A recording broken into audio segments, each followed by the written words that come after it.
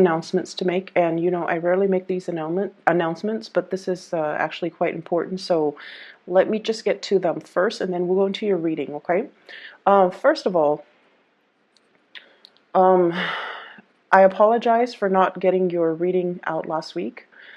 From now on moving forward, I think I will realistically only have time to do the monthly readings, so I'm just going to do the monthly readings. Okay. And then the second thing is, for those of you who have emailed me and inquired about personal readings, I am no longer doing personal readings. I don't have the time. And so I do have a colleague. Her name is Bridget. And if you'd like to book a reading, I would say I highly recommend her. And I've provided a link for her scheduling website in the description box below. So if you could, you know, kindly transition over and, you know, book appointments with her, I highly recommend her. She has been a great source of insight and inspiration for me. So I highly recommend it. Okay, so just get a reading with her and see how things go. So when I was shuffling out this spread for you guys, I saw an image. It's kind of like a silhouette. It's a night sky, and there's a house surrounded by trees, and the moon is in the background, so the house shows up as a silhouette. And then everything in that house is dark, and then all of a sudden the attic light comes on. And it just, there's this overpowering, you know, light emanating from the attic. It's a very haunting type of a feeling that I'm getting, but I'm also seeing as well that it's a light that illuminates the darkness. Okay, so that's what I saw. And what I feel, how that image applies to this reading is there's definitely some type of a major realization, major awakening, that light bulb moment that has entered your life or will be entering the rest of this month. For some of you, this is like an idea when it comes to income generating opportunities, okay? Something that's really profound, something that's very, very big. And I feel like it's an idea that you can take and run with it. And it's going to be very transformative when it comes to your financial sector. Okay, so it's an idea, it's lucrative, it's floating around out there.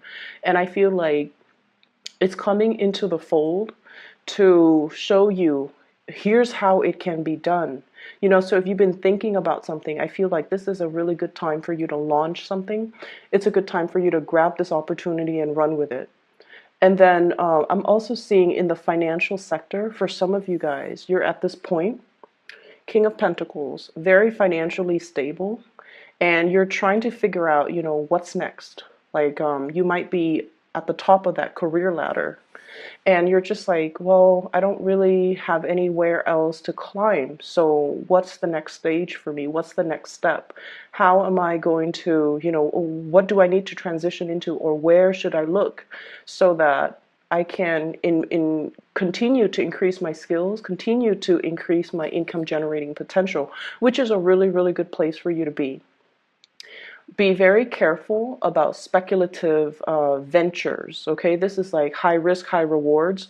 Be very, very, very careful about that. So yes, there is an idea floating around out there for you to generate income, but if it's like gambling, if it's something that involves a lot of risk, I would urge you to be careful, mainly because we're coming down here from the King of Pentacles to the Five of Pentacles, which is financial loss. So look at situations very realistically and make sure that this project, this idea, this whatever it is that's coming into the picture, that it passes, you know, the common sense test. And especially if it's really high risk, I would advise you to sit still and mull it over, okay? I'm also feeling as well, some of you are really trying to stabilize your financial future, and this is a different segment of you guys, and you feel like you're just starting out. You feel like, okay, I'm kind of like, you know, this newborn. I have a long way to go before I can get myself financially where I need to be. And it can feel a little bit disheartening when you have so much potential and you see yourself, you know, like with a lot of potential, with a lot of growth potential, especially. But it can seem as if it's going to take some time to learn all the skills, to climb that ladder, to be where you need to be.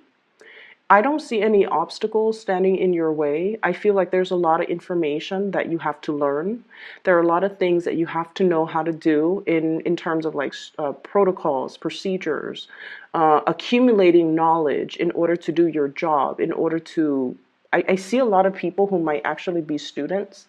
So, for example, if you're on course to get your bachelor's, you might be like, okay, once I get this degree, once I graduate, the whole world of opportunities will be available for me. So you're getting kind of antsy and you're getting kind of anxious. Like, I just want to get through school. School is just school.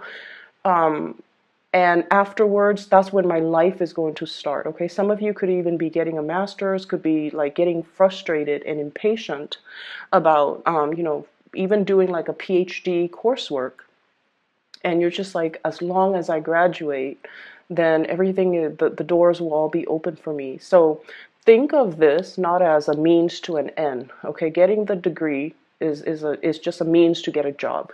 Think of this as your soul's evolution, okay? All the things that you need to learn as this newborn baby in order to, I feel like it's not just the degree or the diploma to get a good job. It's something that you have to do for your internal growth process. So be patient with it and just know that in life, whatever we put in is what we're going to get out. So if we need to give it 100%, do all the course reading, do all the assignments, do all the tests, the midterms, the exams, the board exams even. It's knowledge is, the accumulation of knowledge is an ongoing cumulative process. So we can't really cut corners and we can't really just wish for that end date. Okay, so enjoy the process, live in that moment, ground yourself, and really find purpose in the day-to-day of what you're doing so that you're not getting frustrated, so that you're not getting anxious and impatient with this process. So I feel like there's something that's going to take a while to accomplish. It could be a project, it could be school for some of you, it could be, getting the foundations ready for some huge income generating opportunity, and you're in the midst of having to deal with it. I feel like you're a little bit impatient, but rest assured, things are going to be okay. I feel almost like the universe is teaching you delay gratification. It's teaching you discipline, a lot of discipline. It's teaching you to accumulate knowledge. And it's keeping you kind of still so that you can clearly lay a strong foundation for you guys so that whatever you decide to undertake later on, when this waiting period is over, then you will know that it's going to have a really good outcome. Okay, so be patient with it. There is some brazen, bold communication that's coming through between you and another person. Okay, and this is what I call like the bare naked truth. Okay, Page of Swords. Okay, somebody might be expressing how they feel to you, and they could be expressing how they feel about something that you're doing. They could be expressing how they feel about you. And I feel like the message, the way it's delivered, it could be in a way it's like catching you off guard. It's something very unexpected, and it's something that is like, wow, what do I do with this information? And then for others, I feel like you have somebody that is expressing their romantic feelings for you, and it's it's not like the Page of Cups where it's very sweet and flirtatious and jolly, and I feel like you're dealing with somebody that is normally not very emotionally expressive. They might have a deadpan face. They might have like they're just not really comfortable with that realm of emotions. Okay, and you have two characters here. One could be an earth sign, Taurus, Virgo, or Capricorn. The other one could be an air sign. So I have the King of Pentacles, and then I have this is the King of Swords. Okay, both of these people, not overly emotional, but I feel like the communication that's coming through between the two of you is I feel almost like if they're expressing their emotions towards you, it caught you off guard. It's something very unexpected. Okay, and then I also feel like there's news about pregnancies, birth, and things like that as well, where it's like catching you unawares. Okay, so for those of you who are expecting, congratulations. For those of you who are um, not expecting, take necessary precautions, because this pregnancy vibe is coming through mainly because we have some unexpected communication. We have the birth of something. Okay, I feel like for some of you there is I feel like there could be some type of accusation from a relationship partner. Okay, are you seeing somebody else? Are you still in love with me? Am I making you happy? Are you, like they're wondering if you're still attracted to them. They're wondering if you're still in love with them. They're wondering if they do it for you. And they're wondering if you've been honest and straightforward and loyal to them. So I do feel issues, communications regarding loyalty. And I also feel like as well, loyalty in the workplace.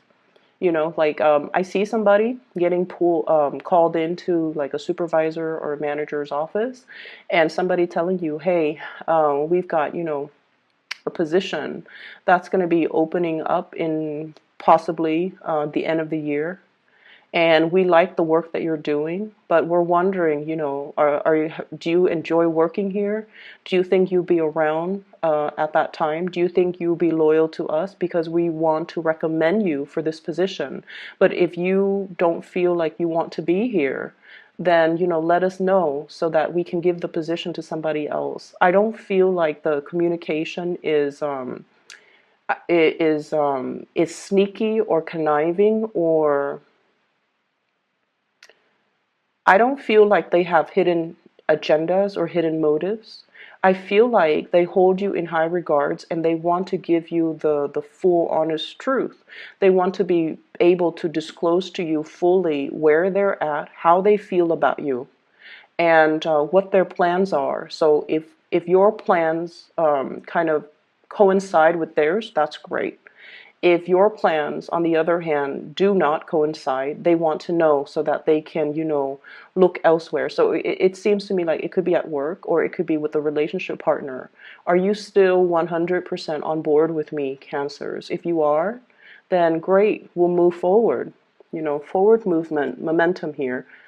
But there's also that little bit of self-doubt. One horse is looking at the other, and it's like, are we in this together? Because it's going to get rough. So are we still in this together? If you want to bail out, you need to tell me now. And honestly, Cancers, I feel in general that it's hard for people to gauge where they're at with you. You guys are really personable. You have great, sparkly, shiny personalities. And you guys are very, very well liked. People that meet you, even for the very first time, they're always going to say, wow, that was a really cool person, male or female. You have this way about you where it's very disarming. You put people at ease. You sincerely care about people. And you always, whenever people talk to you, they feel like um, they feel like they're the center of your world. And I'm not sure if you guys are aware of this. I've interacted with a lot of Cancers. And so let's just say I talk to them and they're just like, how was your day? And, I feel like I can say anything without judgment. I feel like, the other person, when they ask me that, they're really, really, really sincerely interested in, how was your day? It's not just casual conversation, because people do that. And they ask you, and then they're disinterested as soon as you open your mouth. But I feel like with you guys, there is a very strong sense of sincerity when you interact with people, when you talk to people, when you ask people, even with just mundane water cooler chit chat, you're still very much engaged and very interested in what they have to say. And I feel like you do this with a lot of people. And that is why I mentioned before, a lot of people can get the wrong ideas and think that you're flirting with them. And then a lot of people, your partner, when they're with you, they feel like they're the center of your world because, of course, you love them. But when you're engaging or talking to somebody else, they just feel very sidelined, okay? So make sure that you kind of keep that attention, that focus on the relationship partner. Reassure your relationship partner so that they don't feel insecure, or they don't feel like they're put on the back burner, or they don't feel sidelined in conversations. Okay, be inclusive to the point where it's group inclusion. So I hope that makes sense. I feel like there's some insecurities coming through, especially from relationship partners. What I have as well is I also feel like some of you are in a position where you're being offered, like you're in one job and you're being offered another job. Okay, you're in one relationship and you're being solicited for another relationship. And I feel like there's a little bit of a sensory overload from your end about, like, oh, what do I do? So many choices, so many options. There's also this paralysis. It's like, I can't really act on anything right now. I don't know what to do. I don't want to say the wrong thing.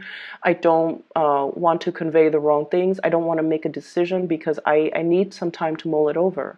So there's an element here about you being quite conflicted and kind of pulled in different directions about, what's the right choice for me. So if you are being poached, for example, if you're in one company working for somebody that you really care for and you admire and you feel like there's growth potential here, and you're being, pulled by another company, recruited by another company, or offered another job, I feel like, well, let me see, I feel like it's catching you unawares, and I feel like the new job, yeah, I feel like the new job, they really want you, okay? I call this bending over backwards to accommodate another person. They really, really, really want you. They really want you. And, the best work environment is the work environment that really sees your full potential, that really appreciates you, and that really wants you. Okay? So I feel like you have some choices to make.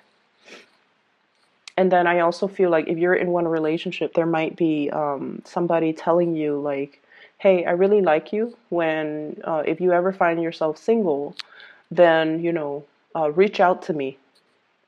And in that situation, I see you kind of recoiling, like, I don't know what to do with that information.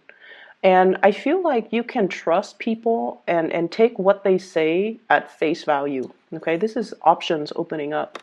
You can take what they say at face value. If they're telling you if you ever find yourself single, then contact me. They don't expect a response from you. I mean, unless you're single, right? But if you're in a relationship already and you're happy, then just leave that alone. Okay, don't work yourself into a frenzy. Okay.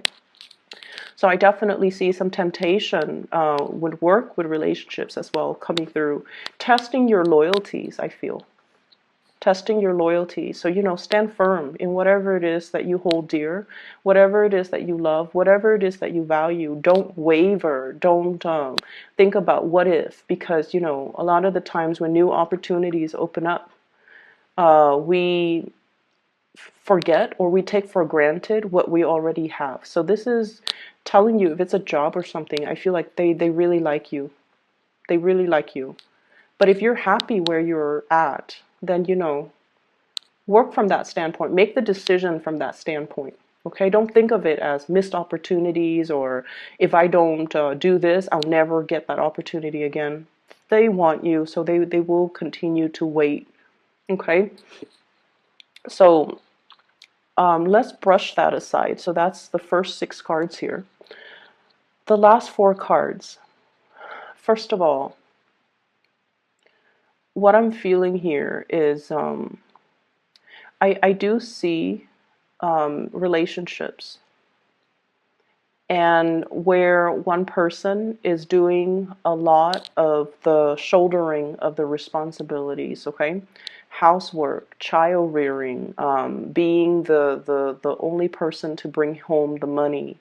And you might be in a situation where you feel almost as if there's some imbalance regarding, you know, who's doing what in the relationship, okay? Who is putting 100% in the relationship, and then who's not doing their fair share.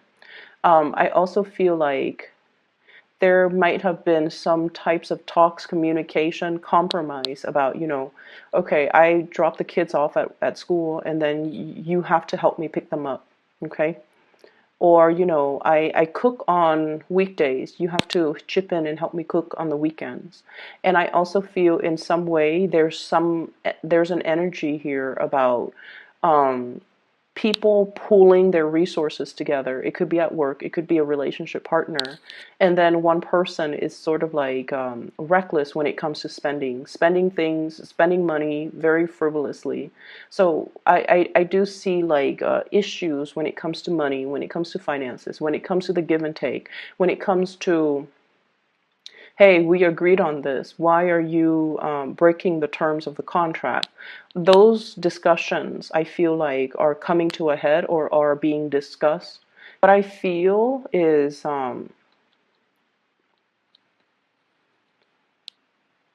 I feel like so keep in mind, I feel like everybody that's around you, their communication style is very straightforward, okay? Don't read between the lines. There's nothing to read between the lines. What they say is what they mean, okay? So for example, okay, if your supervisor tells you,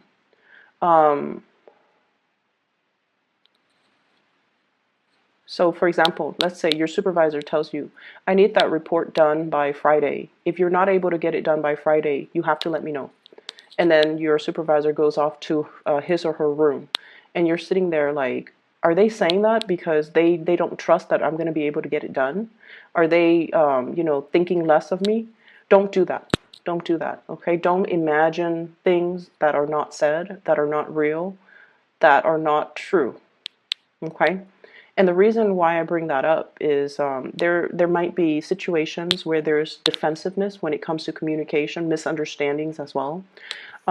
Possibly, you know, like getting frustrated or angry, or somebody getting frustrated and angry on a job, and they just drop the whole burden.